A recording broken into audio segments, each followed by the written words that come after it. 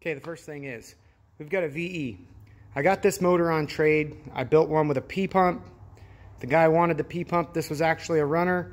This pump only has, I think he said about 10,000 miles on it. It's a good pump. You can still see all the marks from the rebuilder, all the paint marks. So, before we take this pump off, we're gonna note this right here. This just tells you where this thing's clocked, because that's how you adjust the timing on this engine when you've got the VE. Same with the P-pump, that's where you're gonna get your timing. Second thing you're gonna note is what degree this thing was timed on. You can see this was on E, and on the other side of the cam, you can see we're on top dead center. That's where the crank and the cam go together.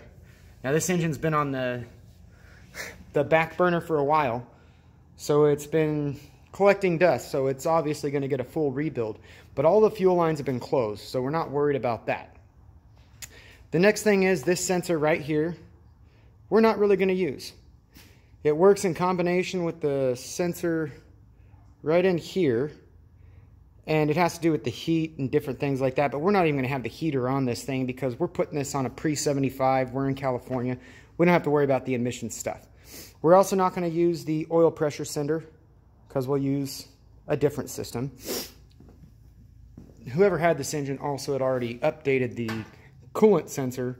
That's why it's got that fitting on it, so obviously we'll just pull that off. Other than that, we'll just do our teardown.